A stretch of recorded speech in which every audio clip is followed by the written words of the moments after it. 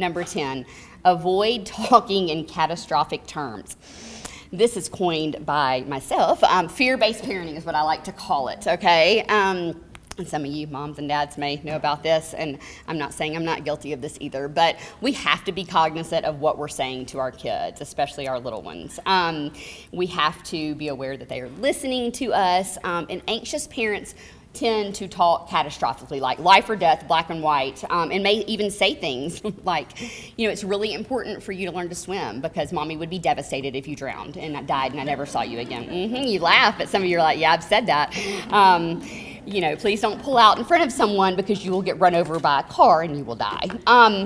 So like Dr. Wisely was saying, we want to have limits that are appropriate, We want a healthy, they need a healthy bit of fear, but we don't want to talk in these catastrophic terms, especially to your highly anxious children. Maybe to your daredevils a little more, your boys, but to your highly anxious children, you definitely don't want to talk in, catastrophic terms and be engaging in the fear-based parenting. All right, so letting your kiddos make mistakes. This is where I talked about earlier about those natural and logical consequences. Guys, if I say in my practice, we have let these go by the wayside, we're not letting kids fail and face these natural and logical consequences, and it's not good for them. It's not good when they're in kindergarten or first grade or second grade, because by the time they get to third and fourth grade, it just snowballs. And then they're about to drive, and you're like, oh my gosh, my kid can't. I get parents, and they're like, they can't really put their shoe on. They're going to get a license, But one of the reasons is because, we've been saving them and coddling them too much. Again, not to say that attachment and love is not important, because it is. So it's just finding those limits and that balance. So, failure, Lion said, it's not the end of the world, it's where you start learning. That's where we learn and figure out what to do next. So I don't know about you, but I've failed many, many times, and I've learned from it. And hopefully we have that positive mindset, which was maybe, number 2 or something, that we have, so that we take it and we turn it into a positive and not a negative. So watching them fail is painful, it helps them learn and build resilience. Because as a mom, watching my kids fail, it's hard, it's tough stuff. But parenting is tough stuff, so it's part of it. So let them experience these natural and logical consequences. For my parents with younger kids, for an example, if your child refuses to eat the dinner that you've cooked them, and not the first time, but this is happening over and over again, let them, and parents will come into me lost, what do I do? They won't eat anything. I'm like, oh. No, so you offer them what you've made them, and unless they have an allergy to it and you've told them this is it, then they eat that or they go to bed and they don't eat. So that's a natural and logical consequence. Parents will come in just I don't know what to do. I'm like, no, it's simple. So we go back to the basics, right? Going back to the basics. So they go to bed and they don't eat. And trust me, the next night they'll be like, man, they were serious, and they're going to eat. So you're resisting that power struggle, especially with your little ones. Because as they get older, I put a middle school example, which these are real life examples that I've dealt with real life parents and real life kids, but your middle schooler forgets their homework again, right? We're not saving them, we're giving them grace because we all mess up. I know I mess up constantly, but you don't rush it to the school every time, right? Because that is just feeding and reinforcing that negative behavior. Let them fail for it, I forgot it, and man, I didn't get to turn it in, or I got points taken off, or whatever it is, it will impact them, right? And they're going to remember not to do it again. I need to make sure to pack my homework, not, oh, it's fine because mom will bring it to me. So that's not building resilience. That is enabling. Okay. So letting them make mistakes. Am I doing okay? All right. All right, we have 2 more. So number 12 is helping them manage their emotions. And Dr. Wisely touched on this earlier as well.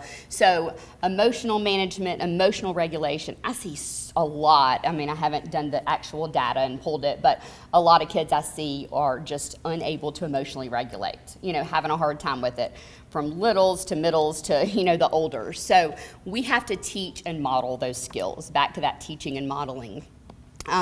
The first thing is important is to let them know that feelings and emotions are okay. They are normal. I always tell my kids, it's okay to be angry and to be upset and to be jealous or disappointed or frustrated because, I tell them God gave us all these emotions and we all experience them. It's how we respond to them is what's important.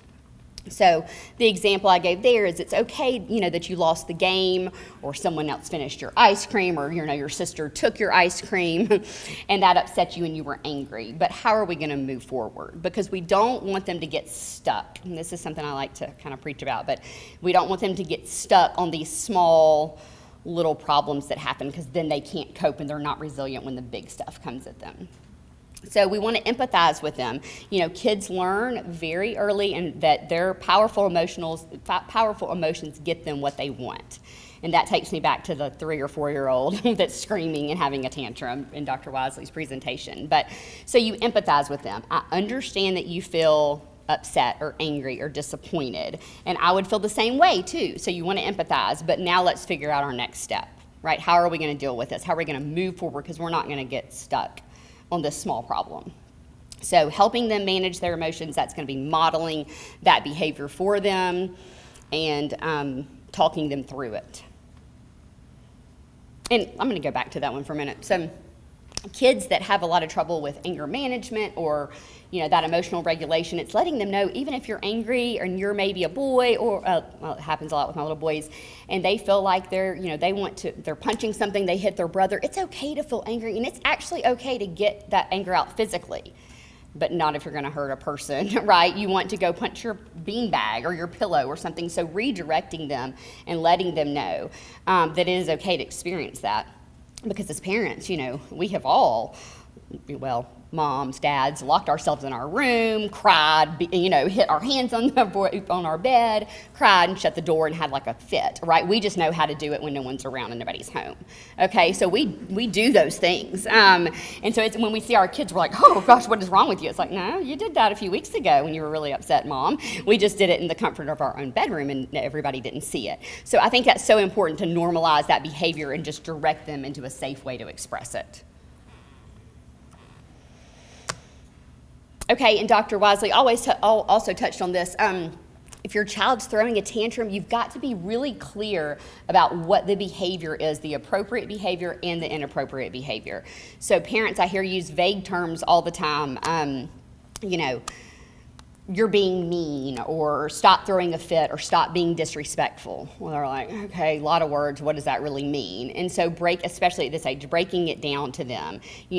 I'm sorry that we're not gonna go get the ice cream, but you're throwing yourself on the floor and crying right now and kicking is not the appropriate way to handle it. How can we express what you're feeling in a different way? Or first, what are you feeling? Well, they're mad, they're angry, they're sad they didn't get their ice cream. So how could we express this differently? So that's really important on being clear. You're disrespectful to me. It's the way you're talking to me with the voice that you're using. Really just breaking it down for them so that they know. Because like he said, they can't read our minds. So they don't know what we expect of them unless we're very, very clear.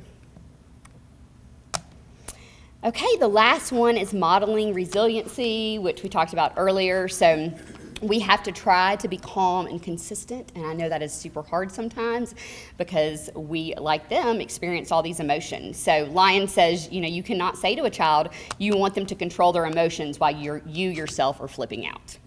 Right? Who's ever been there? Not me. I've never flipped out on my child. So no, we all have, right? We will mess up. Parenting is hard. I tell my parents when they come in and they're like, if it's not hard, then you're doing something wrong, right? I mean, it's real easy to give a kid a device and send them off. That's easy, okay? But then they'll be in when they're, 13, 14, or 15 because they'll be having a lot of issues. But the parenting is hard. And so that's another key point, I think, to drive home is when you mess up, let them know, I messed up and I'm sorry. I've had to say many times, like, I'm really sorry, Mommy lost her temper and I yelled at you. What could I have done differently? And then maybe we can process together. I could have given myself a timeout. I don't know about you, but I need timeouts too, where I just have to walk away. So it's okay for your children to see you do that. Like, Mommy or Daddy, I'm going to give myself a timeout right now because I'm feeling really upset and I'm going to walk away from the situation. Y'all, that's golden for kids to see that we have to do that too, because we are always learning to manage our emotions.